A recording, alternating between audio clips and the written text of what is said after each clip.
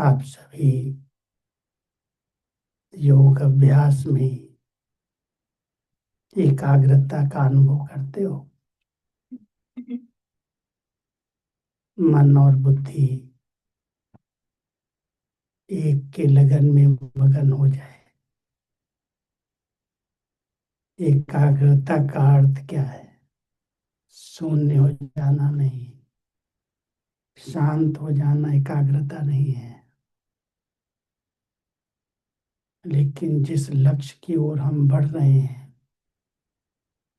जो हमारी इस योग का मूल उद्देश्य है, मन उसी में ही स्थित हो जाए। So, what is the definition of concentration? So, concentration is where mind and intellect are aligned, but on the other hand, it does not mean that it is the state of nothingness, emptiness. It is not that as well. तो हम जब किसी भी लक्ष्य को पाना चाहते हैं, तो केवल जिस लक्ष्य को लेकर के हम बैठते हैं, उसी की स्मृति में रहना, यही एकाग्रता है। So, with whatever aim we set, so having only that in the mind is the power of concentration. और इस एकाग्रता की आवश्यकता क्यों है? क्योंकि बिना एकाग्रता की प्राप्ति नहीं हो सकती। लक्ष्य को हम प्राप्त नहीं कर सकते। इसमें मैं आपको एक महाभारत की कहानी सुनाता हूँ। So, what is the need for concentration? Without concentration, it is not possible to reach the aim what we have in front of us. Mahabharat में 5 पांडव, 100 कौरव, उसमें भी पांडवों में अर्जुन की बहुत बड़ी विशेषता गाई हुई है। In Mahabharata, there are only 5 Pandavas and 100 Kauravas. And even within these Pandavas, Arjuna is renowned for his power of concentration, for his special power of concentration. Mahabharat में दिखाते हैं कि द्रौपद थे, जिनकी बेटी द्रौपदी थी, और द्रौपदी की स्वयंवर के लिए एक शर्त रखी गई, और वो शर्त ये थी कि एक ऊंचे स्थान पर मछली टंगी होगी और नीचे तेल की कढ़ाई होगी। मछली की जो आंख है और आंख में भी जो पुतली है, उसमें तीर मारना है, लेकिन देख करके नहीं मारना, ऊपर देख के नहीं मारना है। देखना है तेल में। मछली ऊपर हिल रही है, एकाग्र भी नहीं है, लेकिन तेल में उस आंख को देख करके तीर चलाना, और अगर वो तीर लग गया उस आंख में, तो द्रौपदी का स्वयंवर होगा। So there was a king, Drupad, and his daughter was Draupadi.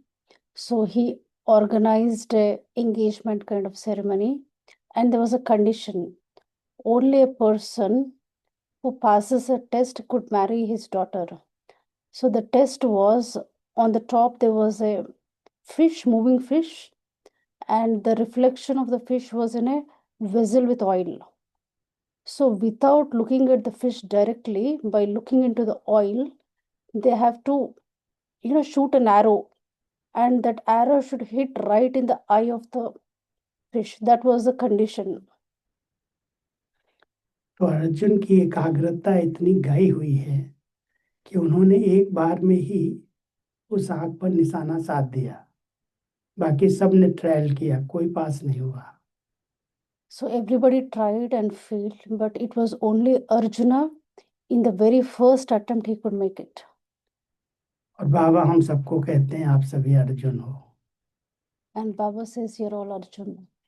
तो इतनी एकाग्रता होती है मन बुद्धि की। द्रौपद का अर्थ है ध्रुव पद, जो निश्चित पद है। उस पद को प्राप्त करने के लिए मन और बुद्धि की बहुत अच्छी एकाग्रता चाहिए। So the meaning of the word Drupad means the divine position. So to attain that, we need to have high power of concentration of both mind and intellect should be aligned. तो मैं समझता हूँ जो आप योग अभ्यास करते हैं उसमें एकाग्रता का बहुत अच्छा अभ्यास कर रहे होंगे। I'm sure that you're all practicing good concentration in your yoga. मन एकाग्र हो जाता है? Does your mind concentrate easily? समय लगता है या बैठते ही एकाग्र हो जाता है? Does it take time or it happens instantly? क्या अनुभव है? What is the experience? क्या अनुभव है माताओं का? Not all the time, but sometimes yes, sometimes no. अच्छा, सम टाइम। क्या होता है? हो जाता है? भाई हो जाता है? नहीं होता है? टाइम लगता है? Does it take time? अगर हम बाबा से बात कर रहे हैं बैठे हुए उस स्टेट में तो वो कंसंट्रेशन हो रही जाएगी, या जब हम बिल्कुल सोल सुप्रीम सोल स्थिति में से उसी को कंसंट्रेशन लाना चाहिए? जिस लक्ष्य के साथ बैठे हो उसके सिवाय दूसरी कोई बात नहीं आनी चाहिए। आप बाबा से बातें करें तो बाबा के बीच में तीसरा नहीं आना चाहिए। एकाग्रता तो वही है, जैसे दिखाते हैं जो स्वामी राम तीर्थ थे, जब वो कोई पुस्तक लिखते थे तो उनके जो चेले आजू बाजू में होते थे उनको कहते तुम 1 किलोमीटर दूर रहो, तुम्हारे वाइब्रेशंस भी हमको एकाग्र होने नहीं देंगे। व्यक्ति के वाइब्रेशंस भी एक दूसरे को डिस्टर्ब कर सकते हैं। अगर आप बहुत अच्छे योग में बैठे हैं, आप दूसरे विचार कर रहे हैं, तो वहां पर कहीं डिस्टरबेंस हो सकता है, विचारों का भी आपस में टकराव हो सकता है। So the question was, if I'm having a conversation with Baba, is that state of concentration? So concentration is whatever aim with which we sit. If you do that fully, that is concentration. If you want to have conversation with Baba, it should be only that and nothing else. So there's an example of Swami Ram तीर्थ Ram Tirath. So he used to write, and when he was writing, he would ask his disciples to sit at least 1 kilometer far, because even the vibration created by their thoughts also interfere in his concentration. So it happens in a gathering when somebody is trying to do yoga, other is thinking something else, then that has a subtle impact on the atmosphere. आपने बाबा की वो मुरली शायद सुनी होगी कि अगर 10 बाबा के बच्चे एक स्थान पर एक ही संकल्प में बैठ जाएं तो उसके बहुत अच्छे वाइब्रेशंस बहुत दूर दूर तक सेवा करेंगे। लेकिन एक जैसे संकल्प हों, एक का संकल्प दूसरा चल रहा है, दूसरे का दूसरा चल रहा है, इसलिए हम लक्ष्य दे करके योग में बिठाते हैं कि आप ये लक्ष्य लेकर के संकल्प करो। तो जब उसी लक्ष्य के साथ हम मेडिटेशन करते हैं तो वो एकाग्रता खुद को भी अच्छा अनुभव कराती है और दूर दूर तक उसके वाइब्रेशन जाते हैं। So Baba told in one Murli, when at least 10 Baba's children sit in one thought, then that impact goes very far and wide. Because one is thinking of something, the other is thinking of in a different direction, then it does not have so much impact. That is why in meditation, usually an aim is given to everyone so that everybody is focused on that aim, and a powerful energy is created which goes far and wide. बाबा ने यहाँ तक भी कहा है, जिस दिन मेरे बच्चों के संकल्प एक हो जाएंगे, संगठित रूप में सभी एक संकल्प में स्थित हो जाएंगे, उस दिन विश्व परिवर्तन हो जाएगा। Baba said, when my children, all of them, sit in one thought, focused, then there would be a world transformation. इसलिए हम सबका अभ्यास एक जैसा होना चाहिए। अगर आप रू रियान कर रहे हैं तो संगठित रूप में सब एक साथ योग में रू रियान करो। अगर आप फरिश्ते स्थिति में बैठे हैं तो सभी एक स्थिति में बैठो। निराकारी स्थिति में तो एक स्थिति में बैठो। तो ये वायुमंडल चार्ज होगा और उसके जो वाइब्रेशन है वो बहुत दूर दूर तक आत्माओं को अनुभव होंगे। परिवर्तन वो करता है जब एक जैसा संगठन हो, उसके वाइब्रेशंस बहुत पावरफुल होते हैं। So when you sit in yoga, try to have one common aim. Say if you all want to have conversation with Baba, all have conversation with Baba. You all want to experience angelic stage, all should do that. So if there's one common aim, then the atmosphere becomes very powerful, and that powerful atmosphere reaches all the souls. Madhuban में अपने group में 50 भाई बहनों का group है, कभी कभी 100 भी होते हैं, 50 भी होते हैं। 15-15 मिनट के बाद एक संकल्प देते हैं। हमारी दादी प्रकाश मणि जी हमें 2 बजे योग कराते थे, कभी कभी हफ्ते में 15 दिन में। कहती थी जो अच्छे योगी हैं, जिनको अच्छा अनुभव है, वो आके बैठ। और सामने दादी बैठती थी और हम सब ऐसे भाइयों को बहनों को ऐसे बिठा देते थे गद्दी पर। कुर्सियां तो थी नहीं मधुबन में। So in Madhuban, there's a group of nearly 50 to 100 who always come together and do yoga and do such intense practice. In Madhuban, earlier Dadiji also used to encourage a group to come and sit, those who are interested in yoga. Dadi herself used to sit on the stage and make everyone sit and then do yoga, practice this intense yoga. तो एक संकल्प दिया कि सभी अपने आत्मिक स्थिति में स्थित होकर इस शरीर से स्वयं को अलग अनुभव करो और इसी स्वधर्म में बैठो कि मैं शांत स्वरूप आत्मा हूँ, पवित्र स्वरूप आत्मा हूँ। अब वही अनुभव में बैठ जाओ 15 मिनट तक, और कोई संकल्प नहीं करो। तो जो ऐसे अच्छे एकाग्रता का अभ्यास करते हैं, उनके बहुत पवित्र वाइब्रेशन वायुमंडल को चेंज करते हैं और कई कमजोर आत्माओं को भी शक्ति देते हैं। So Dadiji used to give one thought, and for 15 minutes they used to practice that first I'm detached from this body, I'm an embodiment of purity. So it was very focused on this particular thought for 15 minutes, and this would charge the atmosphere, not only charging the atmosphere, but it would also be a support for souls who are not so powerful. तो अधिकतर सभी योग 45 minute के होते हैं हमारे पास। सवेरे भी 4 से पौने 5 करते हैं, शाम को भी ऐसे करते हैं।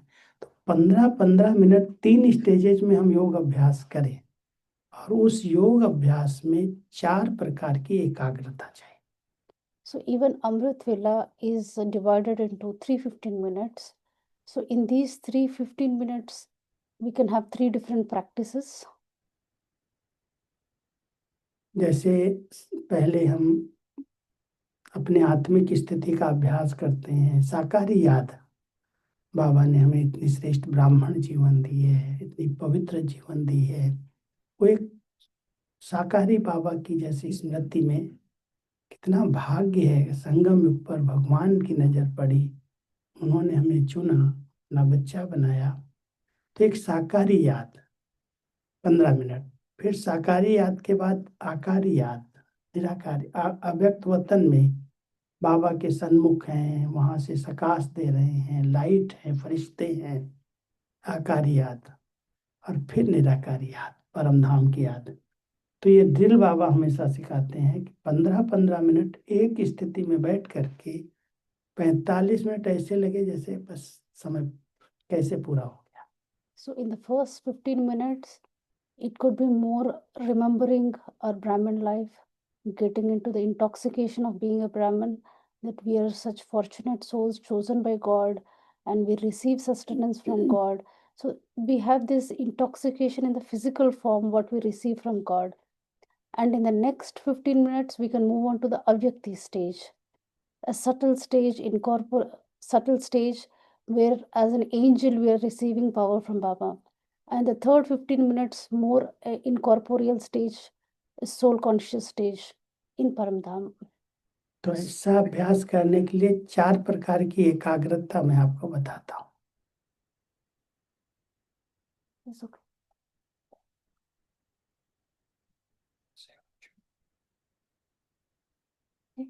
ये हटा दो, ये हटा है।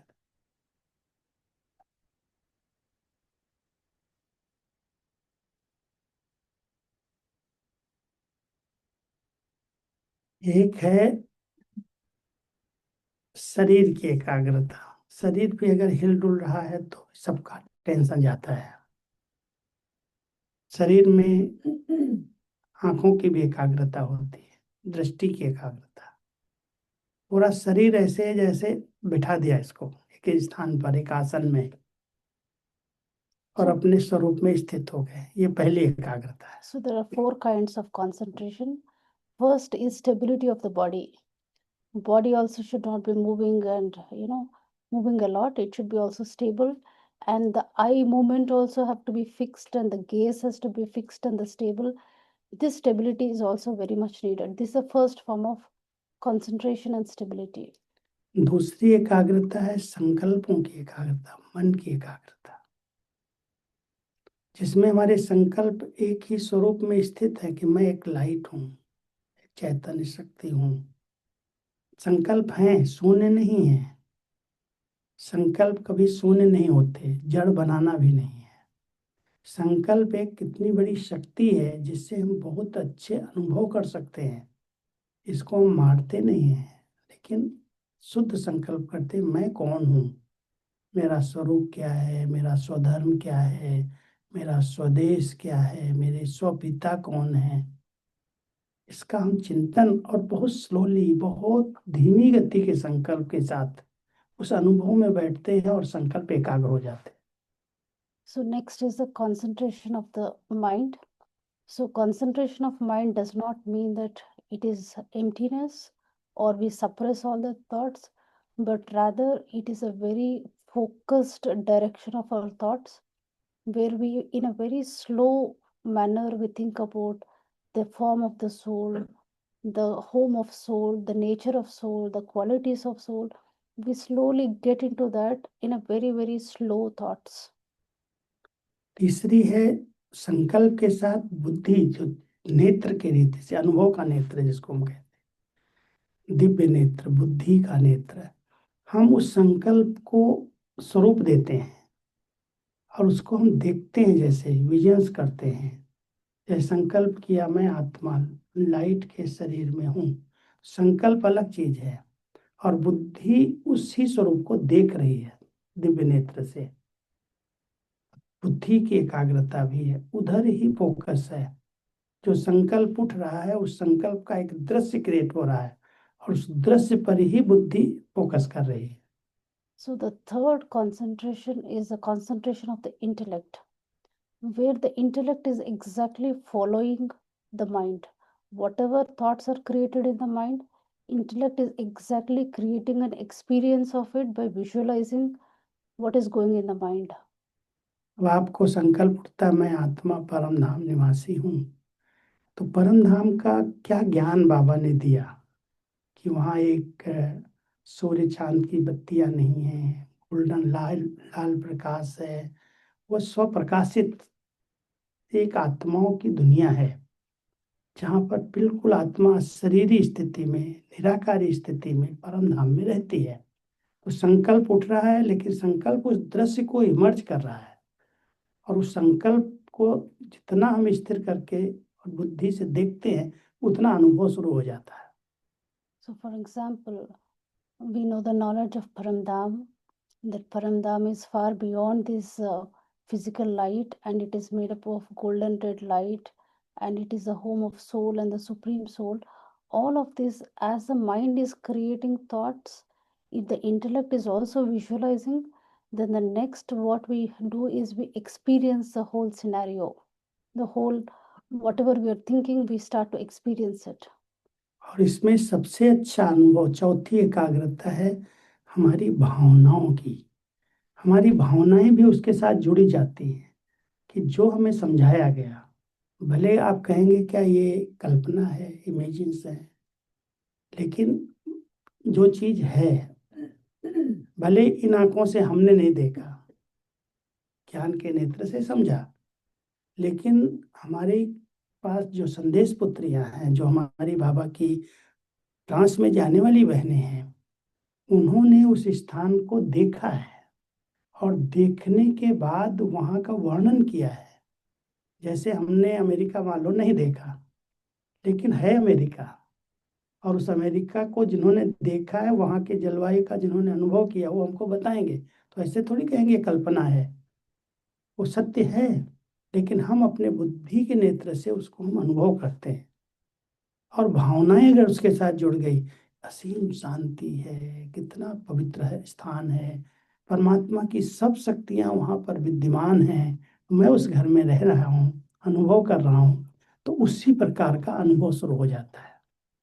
So the fourth concentration is alignment of our feelings. So it is, this knowledge is not just imagination. We are not simply creating an imagination. It is a reality, because there are a lot of Baba's trance messengers who had the real vision of what Paramdham is, and they have described what they have seen. For example, though we do not visit America, if somebody who visited that describe it, so it is a reality what they're describing. So it is not an imagination. When we accept that that is a reality, so when our feelings are also aligned to this, and we imagine that, you know, God is ocean of love and God's presence is felt there, when we create these thoughts with feelings, that is when we start to have experience. आपको पता है सूक्ष्म वतन का रहस्य कब खुला? शिव बाबा ने नहीं बताया सूक्ष्म वतन क्या है, लेकिन जब गुलजार दादी 9 साल की थी, छोटी बच्ची थी, तो अचानक ट्रांस में चली गई। So the secret of subtle world has actually not been revealed by Shiv Baba. It was actually Gulzar Dadi, as a 9-year-old child, she went into trance for the first time. और trans में जाते ही उसको ब्रह्मा बाबा जो साकार में थे, वो light में दिखाई दिए, और जब लाइट में देखा तो डर गई, कहीं हमारा ये बाबा ऊपर तो नहीं चला जाएगा। तो ऊपर से आई और रोने लगी। तो दादियां जो बैठी थी, बड़ी दादियां जो थी वहां पर, उन्होंने पूछा तुमने क्या देखा, तो क्यों रो रही है, क्या हुआ? तो उसने बताया कि ये हमारा बाबा जो है, ये यहाँ भी है, वहां भी दिखाई दिया, तो ऐसा तो नहीं बाबा वहां चला जाएगा। So when Dadi Gulzar went to trance, she saw Brahma Baba in a light form there, and she was a bit scared. She thought maybe this Baba is gone up, and she came down and she started weeping. Then all Dadis asked what happened. Then she said, the same Baba whom we see here, I saw him there also, and I'm scared that he would leave us and go up there. तो बाबा तक ये बात गई कि बाबा ऐसा दिख के आई है और रो रही है। तो बाबा ने कहा अच्छा बच्ची तुम आओ, तुम जाओ, फिर से जाओ और उससे पूछो, वो दिखाई दे ना सामने, तो उससे बात करो तुम कि मेरा बाबा नीचे है, तुम कौन हो? बाबा की जैसे तुम यहाँ दिख रहे हो, तुम कौन हो? तो फिर से गुलजार दादी ट्रांस में और Okay. जा करके ऊपर पूछा कि मेरा बाबा तो नीचे है, लेकिन तुम्हारी शक्ल का ही है, तुम कौन हो? Yeah. So this news went to Brahma Baba himself, that this is all what happened, and she was weeping. Then Baba told her, again go into the trance, and when you see subtle Baba there, ask him who you are, what you're doing here. तब बाबा के पास वो जाए गई ऊपर वतन में, और बाबा ने फिर ब्रह्मापुरी, विष्णुपुरी, शंकरपुरी, ये 3 पुरियों का रहस्य खोला कि ब्रह्मा जब संपन्न संपूर्ण बन जाता है, तो यहाँ पर अव्यक्त वतन में आकर के इसी स्वरूप में स्थित होता है। ये उसका संपूर्ण स्वरूप है। These 3 subtle regions, Brahmapuri, Vishnupuri, and Shankarpuri, the secret was revealed.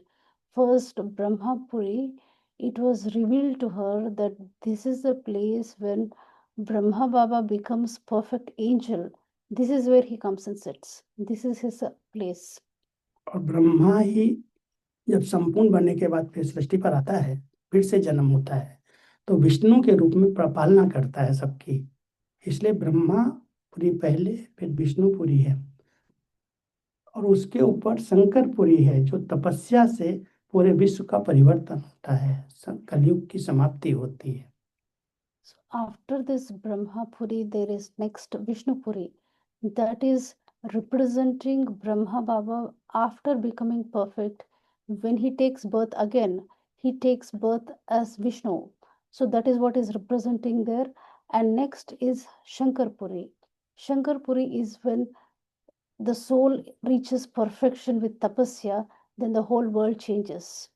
Transformation happens. तो ये सूक्ष्म वतन का राज शुरू में गुलजार दादी, बिल्कुल आप लोगों ने तो अनुभव किया है दादी को, कौन कौन मिले हैं?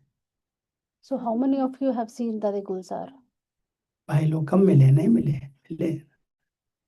दादी गुलजार को तो मिले ना, बाबा को मिले हैं, तो गुलजार दादी को। कितनी इनोसेंट थी, कुछ दुनिया का पता नहीं था, और इतने संकल्प शुद्ध और एकाग्र थे, जो उनको बाबा आए या ना आए, उनको अगर आप देखेंगे तो लगेगा बाबा से मिल लिया हमने। इतनी एकाग्रता थी, इतनी आत्मा की पावर थी, शुद्ध की, शुद्ध संकल्प, पवित्र संकल्प, प्यार के संकल्प। So Dadi Gulzar was so innocent, and when we looked at Dadi, even though Baba was not present in her, it always felt that Baba was there in her. This was because of her very high concentration, connection, and very high state of mind and positive, high level of positive thoughts. तो इस कारण से उनकी एकाग्रता से शिव बाबा उनके तन का आधार लिया। उस बच्ची ने, बाबा ने एक बार कहा, व्यक्त बाबा ने सुनाया है कि मैंने इस बच्ची का आधार क्यों लिया। बहुत सारी संदेशियां थी, बहुत ट्रांस मैसेंजर बहनें थी, लेकिन इस रथ को क्यों चुना? फिर बाबा ने बताया कि इस बच्ची ने अपनी दो शक्तियों को बचाया, और वही दोनों शक्तियां शिव बाबा, ब्रह्मा बाबा प्रयोग में ले रहे हैं, यूज कर रहे हैं। इस बच्ची की बचाई हुई शक्तियां काम आई भगवान के। So in one Murli, Baba told why Baba has chosen Dadi Gulzar as his chariot. There were so many other trans messengers as well, but Baba revealed why he chose her, because she has particularly been economical on two powers. Because of that, Baba has chosen her as his chariot. एक, उन्होंने अपने संकल्प पर बहुत ध्यान दिया, जो बातें काम की नहीं उन्होंने कुछ नहीं सोचा। संकल्प बिल्कुल शांत, एकाग्र, शुद्ध, और कोई संकल्प उनको आते ही नहीं थे। कभी कभी हम लोग सुनाते थे ऐसे जैसे पता ही नहीं उनको। कभी कभी उनके आगे टीवी खोल के रख देते, ये क्या हो रहा है सब, ये क्या है, पता ही नहीं है क्या हो रहा है दुनिया में। So, संकल्प भी इतने पवित्र, इतने शुद्ध, जो दुनिया की बातें उनके संकल्पों में थी ही नहीं। so Dadi always kept her mind very clear, totally free of any waste and negative. She did not have any of the worldly thoughts in her intellect. So even if somebody opened a television channel and showed, Dadi could not even relate to what is happening there. She was not interested and nothing was stored in her mind. इससे उनका brain बड़ा शक्तिशाली रहा, brain में व्यर्थ आया ही नहीं। तो ब्रेन को शिव बाबा ने यूज किया, और कैसे यूज किया उसको आप अंतर देख सकते हैं। साकार मुरली और अव्यक्त मुरली, ज्ञान देने वाला वही है, एक ही, ब्रह्मा बाबा, शिव बाबा। साकार मुरलियों में साकार रूप में जो बाबा ने बोला है, और जब अव्यक्त हो गए, संपूर्ण बन गए, तब गुलजार दादी के द्वारा बढ़ा। गुलजार दादी की पढ़ाई नहीं है लौकिक कुछ भी। 9 साल की उम्र में समर्पित हो गई, पढ़ाई कहाँ है? So, लेकिन उसकी भाषा देखो, उसका सेटिंग देखो, उस टॉपिक पर स्पष्टीकरण देखो। ये बाबा रहा है, लेकिन ब्रेन किसका है? बाबा का तो नहीं है, गुलजार दादी का है ना। तो ब्रेन इतना स्वच्छ, इतना पवित्र, और उसमें आत्मा जो रह रही है, उसके संकल्प इतने शुद्ध, जो बाबा उस एनर्जी को यूज करके इतने वर्षों तक हम सबको पढ़ाया। वो एकाग्रता की शक्ति की कमाल है ये। so Dadi Gulzar never had any waste or negative thought. That is why her brain had very high amount of energy and her thoughts were of highest concentration.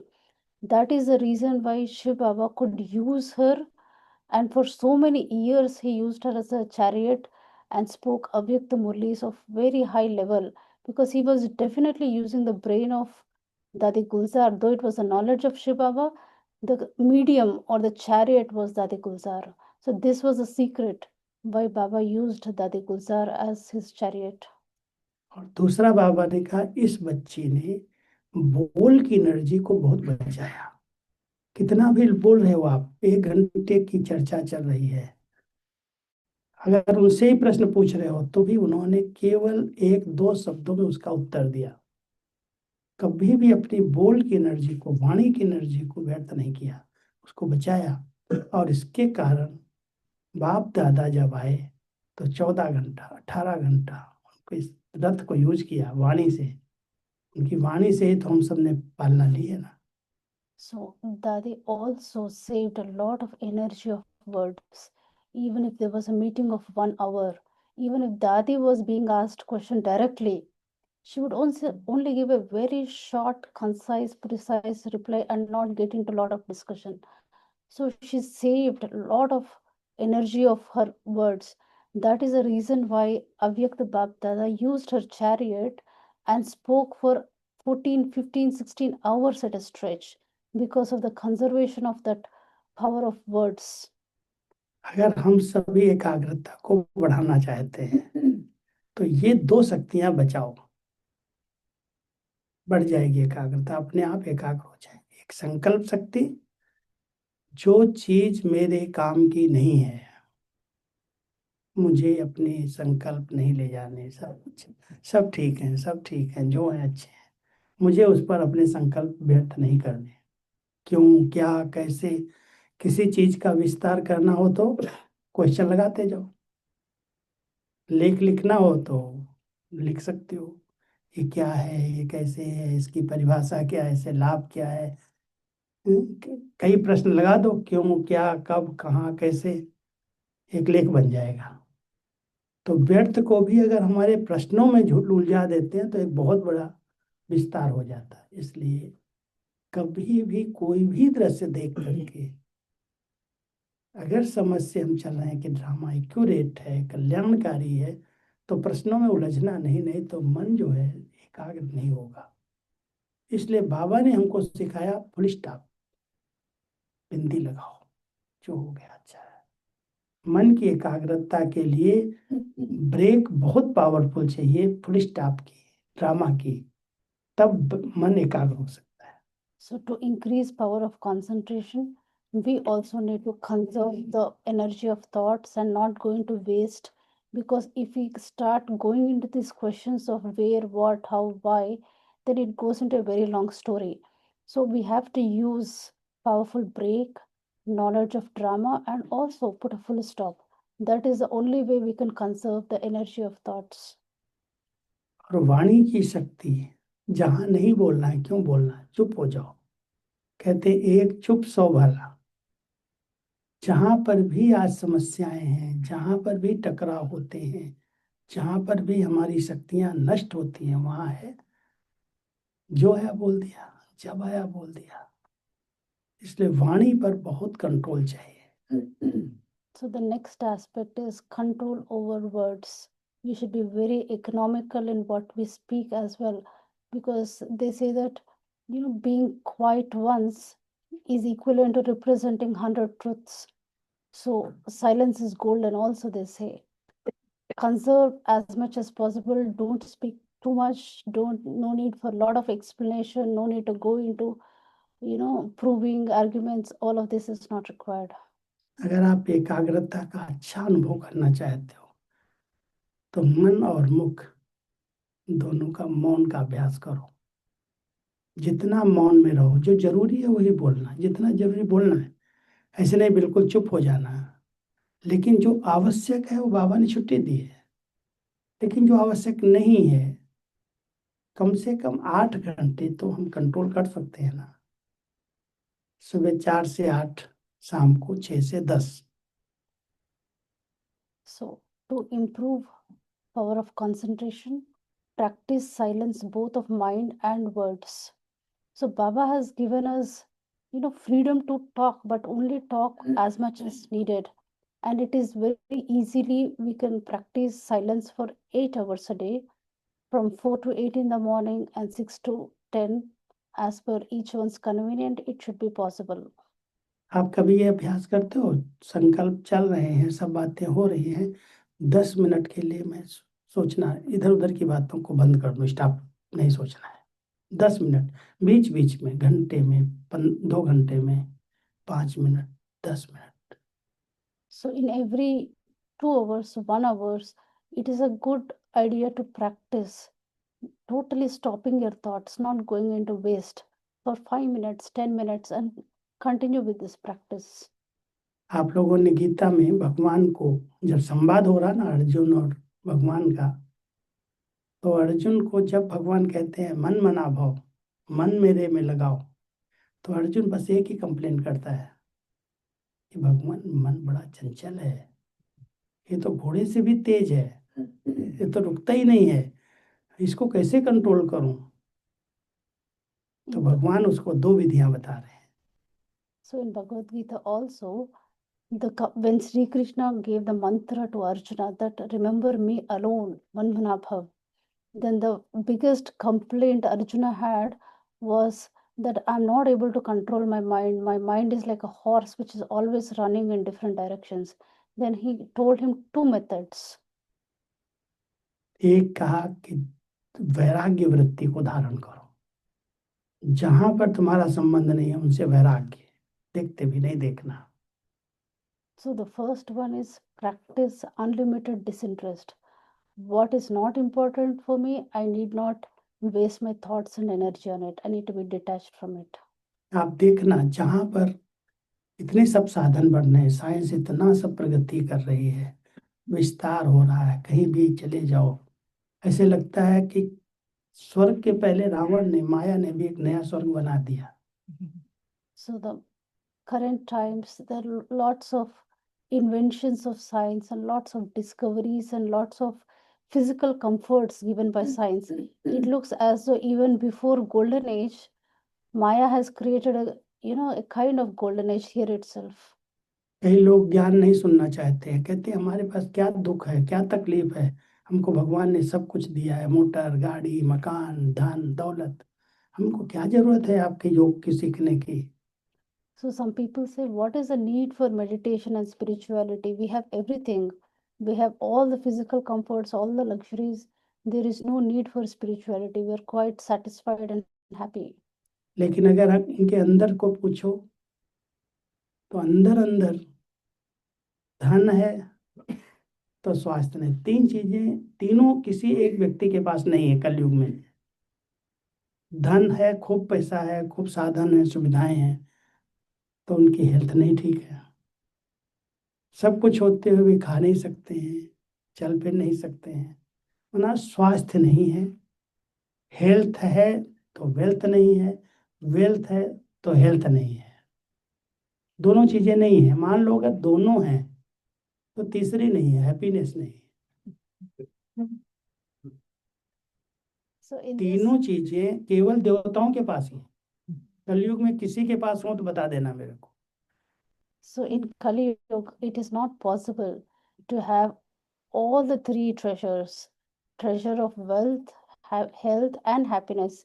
If somebody has health, maybe they do not have wealth, or if they have both, probably they do not have happiness. It is only possible in golden age to have all these 3 treasures at the same time. और जब तक ये तीनों नहीं है तब तक एकाग्रता नहीं होती। इसलिए संगम पर आध्यात्मिक रूप से हम इन तीनों चीजों से अपने को संपन्न करते हैं। So unless you have these 3 treasures, it is not possible to have that power of concentration. So at this confluence age, through the power of spirituality, we try to make full with all these 3 treasures. अगर इस शरीर को कुछ हो रहा है तो भी हम ये सोचते हैं ये कोई हर्जा है, कर्जा उतर रहा है, हिसाब किताब, लेकिन आत्मा पर उसका प्रभाव आने नहीं देते। आत्मा निरोगी है, आत्मा स्वस्थ है, इस शरीर की बीमारी का अधिक चिंतन नहीं है, आई है, चली जाएगी, कुछ दवा ले लो, कुछ दुआ से ठीक करो। So even if the body, for whatever reason, is not well, we do not let that influence our mind. We take medicine with the blessing from the seniors, from Baba, from both these ways, we make ourselves okay, but we do not let that impact our state of mind and still remain happy with whatever illness we have. एकाग्रता वहां ही टूटती है जहां शरीर में कभी कोई रोग लगता है। अगर कुछ हो गया शरीर के अंदर, आप बैठो योग में, यहाँ दर्द हो रहा है, यहाँ दर्द हो रहा है, यहाँ दर्द हो रहा है, यहाँ दर्द, एकाग्र नहीं होते, वहीं पर ध्यान जा रहा है, बार बार वही ध्यान जाता है। एक बीमारी हो गई, मान लो मेरे को एक बीमारी हुई अचानक, मैं अपना अनुभव सुनाता हूँ। So when there is some physical ailment, even in that condition, it is not possible to attain full concentration because the pain is always pulling the soul in that direction. So Rajubai wants to share one of his experience. एक बार doctors ने मुझे, बुखार आया, ठंडी लग गई, जुलाई का महीना, माउंट आबू में बहुत बरसात और ठंडी थी, और हम ऐसे ही चले गए, छाता नहीं लिया, नक्की लेक को घूमने, दौड़ लगाने घूमने। यंग एज थी, दौड़ लगाते थे नक्की के, तो एक गर्मी और ठंडी के प्रभाव के कारण मेरे को बुखार आ गया। और बुखार आया तो डॉक्टर तो कोई ऐसे बड़े नहीं थे, एक होम्योपैथिक डॉक्टर था, उसने मुझे इंग्लिश की हाई डोज पावर दे दी दवाई। उसको ही नहीं पता था कि क्या होगा इसके साइड इफेक्ट। तो बुखार तो उतर गया, लेकिन 3 दिन के बाद मेरे सारी नर्वस सिस्टम शून्य हो गई। So once in the month of July in Mount Abu, it's a time when summer is ending and it is heavy rains. So without an umbrella, I went for a short run around Naki Lake, fully drenched. I had high fever, and then I went to a homeopathic doctor, a doctor who gave a very high dose of medicine. And after taking the medicine, the fever was gone, but it has completely made my nervous system numb. न हाथ चले न पैर चले, मेरे को अगर फूल दो को इसको दबा दो तो फूल नहीं दबा सकता। तो दादी ने मेरे को देखा, इसको क्या हो गया, मैं सब करता था, इतनी दिनचर्या में टाइट था, मैं बिजी था, 4 बार तो मैं स्टेंसिल काटता था मुरली के, सारा दिन में मुरली टाइप करना, प्रश्न उत्तर निकालना, और कई सेवाएं, बहुत सेवाएं थी, लेकिन सब बंद हो गए अचानक। So I used to do a lot of Karmana Seva also in that time because I was young. I had full busy hectic schedule, full day with Murli, typing, printing and all of that. Along with this, there were many other duties as well. And suddenly I stopped doing everything. So Dadi's attention went on to that. What happened? तो दादी ने मेरे को doctor के पास भेजा, अपना तो hospital नहीं था, सरकारी अस्पताल में भेजा। तो डॉक्टर थोड़ा मजाक करने वाला था, और उस समय हमारे भारत में पद यात्राएं निकल रही थी 84 में। तो उसने ऐसे ही हाथ लगाया, चेहरे पर तो कुछ नहीं था, चेहरा बिल्कुल ठीक था, हंस भी रहा था, बात भी कर रहा था, लेकिन पैर और हाथ काम नहीं कर रहे थे। तो कहता है इसको पद यात्रा में नहीं जाना है, इसलिए कहता है मैं तबीयत ठीक नहीं, कुछ नहीं है इसको। So Dadi sent him to a doctor. So in those days, there was one program where it was like a rally, a rally not on cycle but by walk, walking all over all corners of India and giving Baba's message. So the doctor saw him and said, he looks okay, he has a smiling face, he's talking nicely, but his hands and legs were not perfectly working. He said maybe he's giving an excuse because he doesn't want to go on the rally. तो उसने कोई दवाई नहीं दिया, लेकिन दादी को है नहीं, ऐसा नहीं हो सकता, ये कभी ऐसे नहीं कहेगा। तो मुझे कहा तुम अभी बरसात यहाँ बहुत है, आबू रोड चले जाओ, वहाँ संगम भवन एक मकान था, शांतिवन नहीं था। तो संगम भवन में मैं गया, तो वहाँ के डॉक्टर को बुलाया, और उसने देखते ही कहा, रे ये तो ऐसी बीमारी है जो ये तो बिस्तर पर ही सदा रहेगा, ये तो पोलियो हो गया। So then Dadi said, it is raining a lot here on the mountain. So go to Sangam Bhavan. Sangam Bhavan is a center near Abu Road train station. In those days, there was no Shantivan. So there was a doctor who came and visited. He looked at him and said, oh, looks like a polio. and he'll be bedridden for life. तो उसने injection पर injection, 3 injection, 4 injection, हर 3-4 घंटे के बाद आए injection लगा दे। And control कर लिया उसने, लेकिन the doctor came once in every 3-4 hours and started giving injections.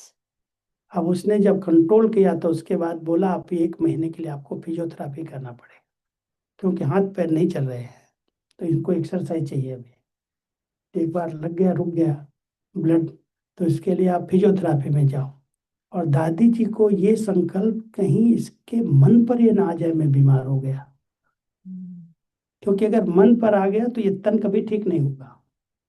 मेरे दादी जी ने एक युक्ति रची, हमको अहमदाबाद भेजा गया। मैं 1 महीने के लिए अहमदाबाद गया, सेंटर पर ही रहा, लेकिन उसके बाद एक्सरसाइज के लिए, फिजियोथेरापी के लिए ले जाते थे हमको उठा के गाड़ी में। तो दादी ने क्या किया, एक भाई की ड्यूटी लगाई कि इसके पास ज्ञान बहुत है, बुद्धि में मूलियां भरी पड़ी हैं, इसको रोज सवेरे के अलग अलग सेंटर पर क्लास कराने के लिए ले जाओ। Yeah. So the doctor gave injections and controlled it to an extent, but he said because they had become numb, both hands and legs, physiotherapy is needed. And then Dadi ji sent him to Ahmedabad for physiotherapy, and Dadi got a feeling that suppose if it is taken internally, this feeling that I'm sick, then the body would never get okay. So Dadi created one tact, one yukti, and she made one brother in charge of taking him to different centers apart from his physiotherapy. He had to visit different centers and give lectures, classes तो in different करीब places. 25-30 centre उस समय अहमदाबाद में थे, अभी तो बहुत हैं, हर गली में हैं। तो हमको रोज नए सेंटर पर क्लास कराने के लिए भेजना शुरू कर दिया। माना मन के अंदर अच्छे विचार चलने चाहिए, पॉजिटिव थिंकिंग चलनी चाहिए, कहीं ये ना समझे मैं तो भी बिस्तर पर चला गया। और डॉक्टर ने मेरे को बोल दिया तुम अभी टाइप तो सदा के लिए भूल जाओ। हमने कहा टाइप सीखी इतनी मेहनत से, भगवान की मुरली टाइप कर रहा हूँ, ऐसे कैसे भूल सकता हूँ। तो मैंने बाबा को बोला, बाबा से संदेश मंगाया, एक संदेशी से बोला कि डॉक्टर कहता है आप टाइप नहीं कर सकते हो, बाबा क्या कहता है। तो बाबा तो बड़े रमणीक, वो भी हंसी मजाक करते हैं। So in those days in Ahmedabad, there were nearly 20-25 centers in the whole city. So he used to go to each center as per the plan and give classes there. And once the doctor said, you can forget typing. In this condition, you should give up typing. You can forget that you can type in your lifetime. Then he got a thought that I have learned typing with so much of effort to do service of Murli. And how can I give up on this?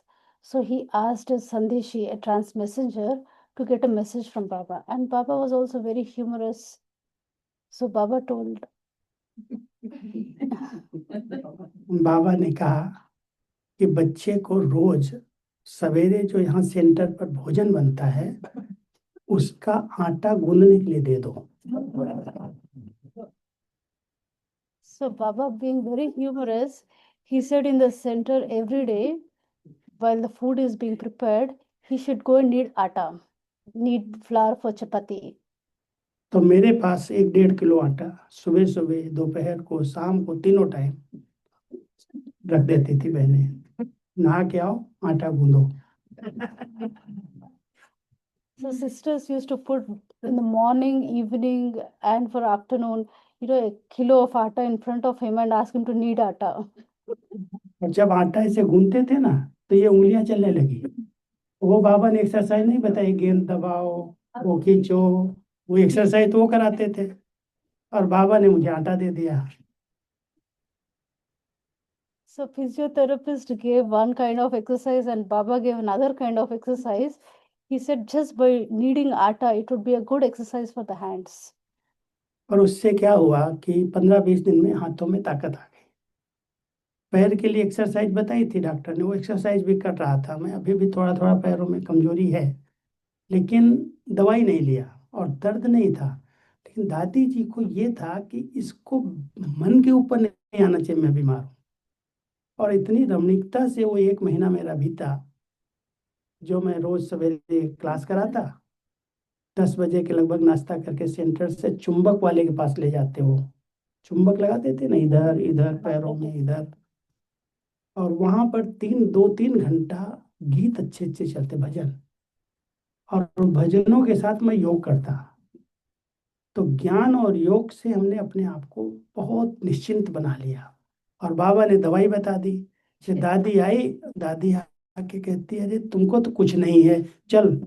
ऐसे गले लगाया, प्यार किया, और ऐसे सिर पर हाथ फेरा, अरे तुम चल, अभी छोड़ doctor doctor. So after 15 days of needing atta, hands became little okay, but still there was little problem with legs. They were not fully okay. So every day I used to go to a magnetic therapy session. And for 2-3 hours while the session was happening, I used to listen to bhajans which was played there and did yoga, listening to bhajan. So my routine was filled with yoga, jnana, and using this I was curing myself. And then Dadiji always was thinking that he should not take this disease to heart.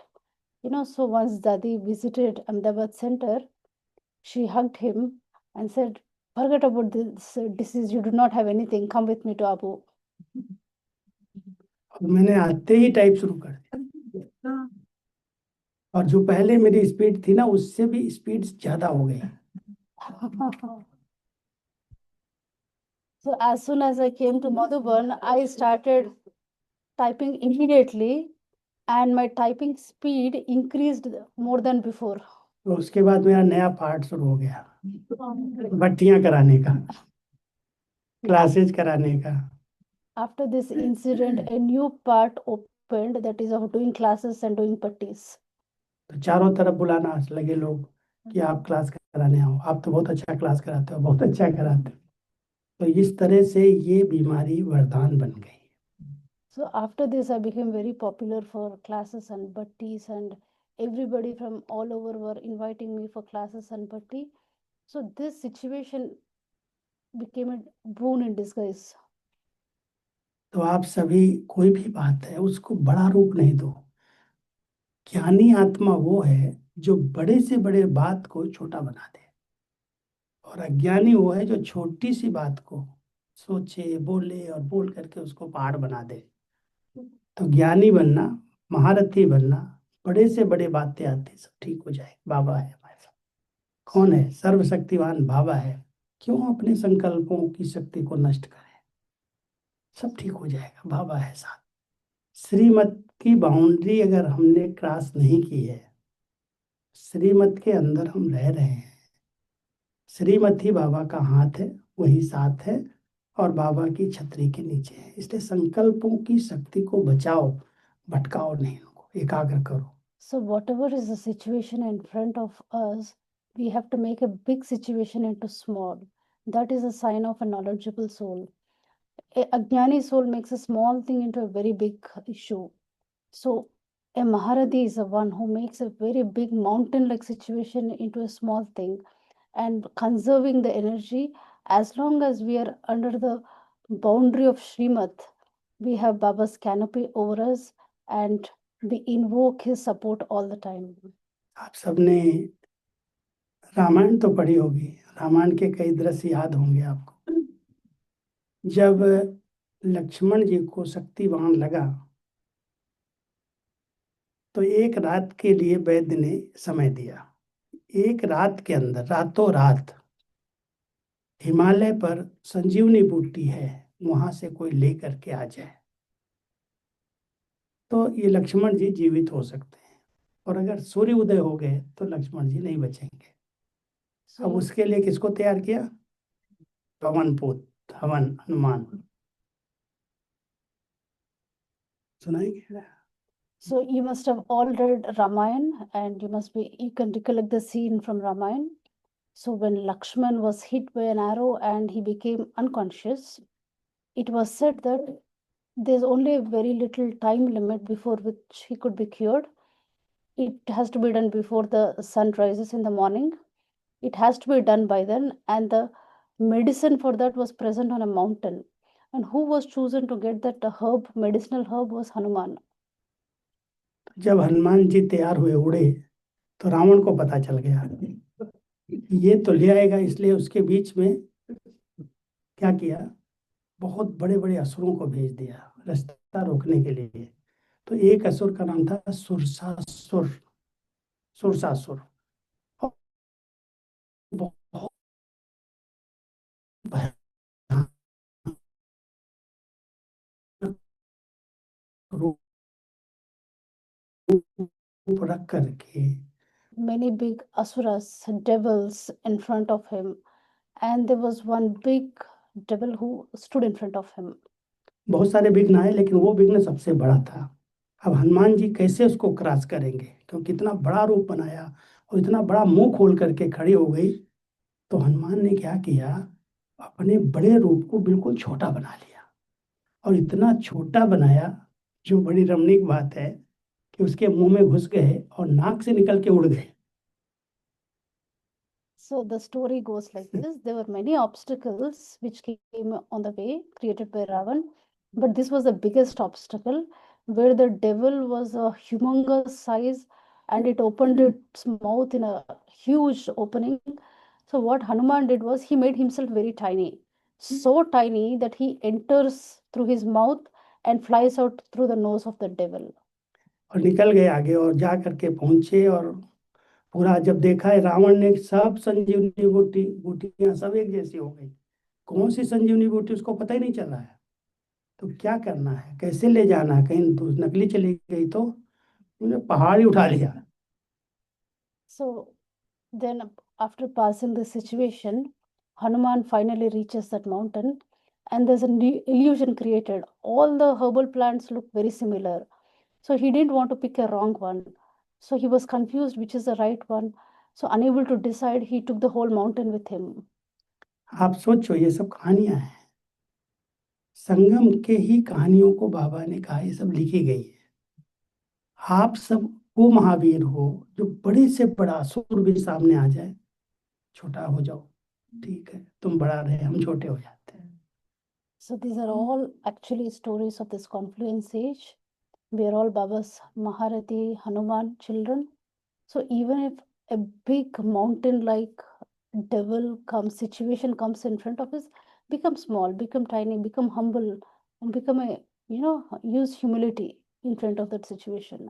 तो जैसे ये यादगार बनी है, संगम पर हम सब बच्चे बाबा के प्रैक्टिकल ऐसा किया है, तब तो कुछ न कुछ लिखा गया, लिखने वालों ने तो अपना रामायण बना दिया।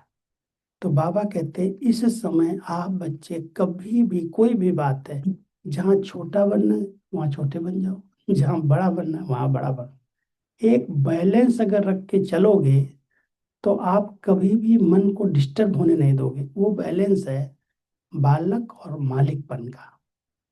हम मालिक हैं, बाबा के बच्चे हैं।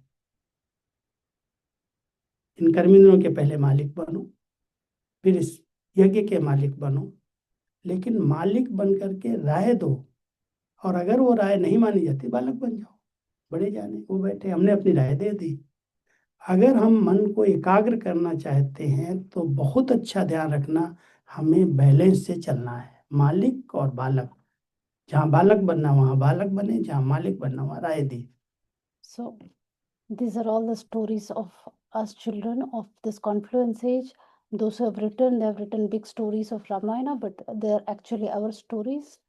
So we need to have a good balance of being a master and being a child. We need to use both these aspects. So first be master over your own sense organs and also take responsibility of Baba's Yajna. Where we have to give our direct advice, we give our advice. If it is not accepted, immediately become a child. So those who conserve their energy by using this balance can always move forward.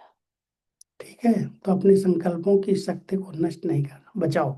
ये बहुत काम आने वाले हैं, जो सोचोगे हो जाएगा। हम लोगों को ये अनुभव है, जो संकल्प उठता है काम हो जाता है, अधिक सोचना नहीं पड़ता है, क्योंकि संकल्प की एनर्जी बचाई है, बोल की एनर्जी बचाई है। सिर्फ बाबा की बातें बोली और कुछ बोला ही नहीं, तो वो एनर्जी यूज हो रही है। So conserve your energy of your thoughts and conserve energy of your words, because if you do not have any waste, then there is so much power accumulated in the thoughts that whatever we think happens. And also use your words wisely. Use only to speak godly knowledge and nothing else, nothing wasteful. Okay, ओम शांति। कोई question पूछना है? Om Shanti. Any questions you have? हाँ, बोलो। राजू भाई, आपने बताया अर्जुन के संदर्भ में कि उन्होंने बोला कि आप एकाग्रता के लिए वैराग्य वृत्ति को धारण करें। वैराग्य और दूसरा अभ्यास। हाँ, बस मुझे यही पूछना था कि दूसरा अभ्यास नहीं छोड़ना, दूसरा शायद नहीं बताया। एक है वैराग्य और दूसरा उन्होंने कहा अभ्यास। आज 1 मिनट एकाग्र हुए, छोड़ नहीं दो भाई, ये तो बड़ी मुश्किल बात है, ये तो होगा ही नहीं। अभ्यास करते करते एक दिन 1 मिनट होगा, दूसरे दिन 2 मिनट होगा, तीसरे दिन 3 मिनट होगा। अभ्यास छोड़ दिया तो गए। तो भगवान ने उसको कहा एक तरफ वैराग्य वृत्ति धारण करो, दूसरी तरफ अभ्यास नहीं छोड़ो। जितना समय हो सकता है 1 मिनट 2 मिनट अभ्यास करते जाओ, आखिर वो स्टेज आ जाएगी जो आप एकाग्र हो जाओगे। ये दो बातें। So the question was, what was those two advices given by Sri Krishna to Arjun? First is practice of unlimited disinterest, and second is practicing concentration. So initially it could be for a short time, maybe 1 minute, 2 minutes, 5 minutes, but do not give up on the practice and it would grow. Okay, बहुत अच्छा note किया, बहुत अच्छा, एकाग्रता से सुन। ये भी एकाग्रता है। नहीं, एकाग्रता से सुना है तो अटेंशन गया। चलो, अभी देखो एकाग्र हो करके संकल्प एकाग्र हो जाते हैं। स्वरूप पर एकाग्र करो, केवल मैं एक लाइट हूँ, चैतन्य शक्ति हूँ, और बाबा का यही स्वरूप हमारे ऊपर किरणों के रूप में आ रहा है। एकाग्र हो जाओ।